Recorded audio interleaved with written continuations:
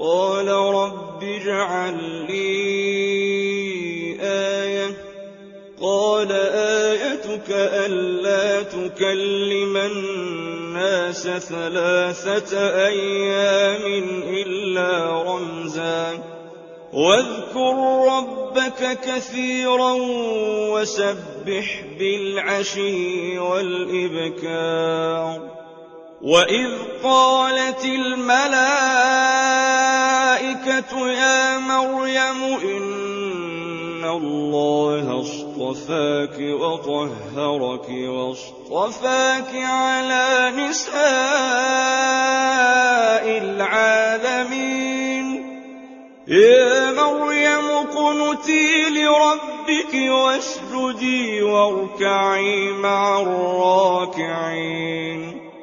ذلك من أنباء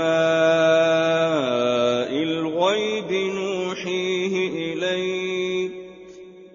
وما كنت لديهم إذ يلقون أقلامهم أيهم يكفل مريم وما كنت لديهم إذ يختصمون إذ قالت الملائكة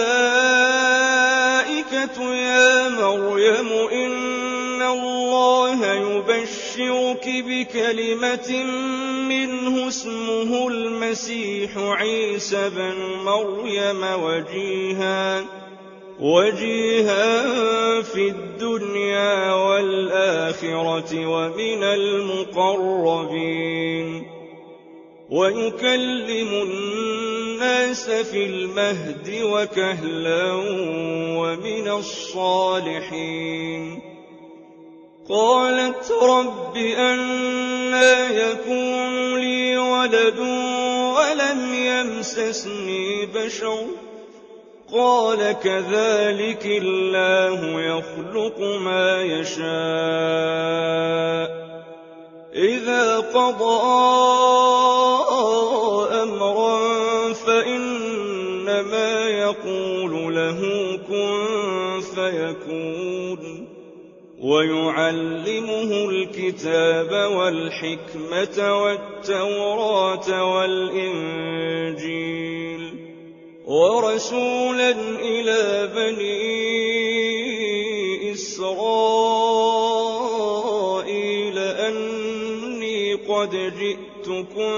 بآية من ربكم أني أخلق لكم من الطين كهيئة الطير فأنفخ فيه فيكون طيرا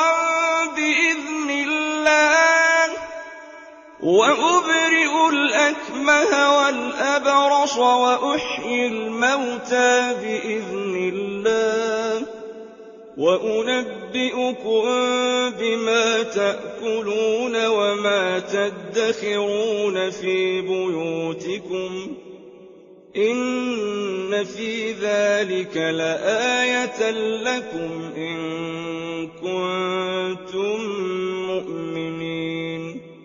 ومصدقا لما بين يدي من التوراة ولأحل لكم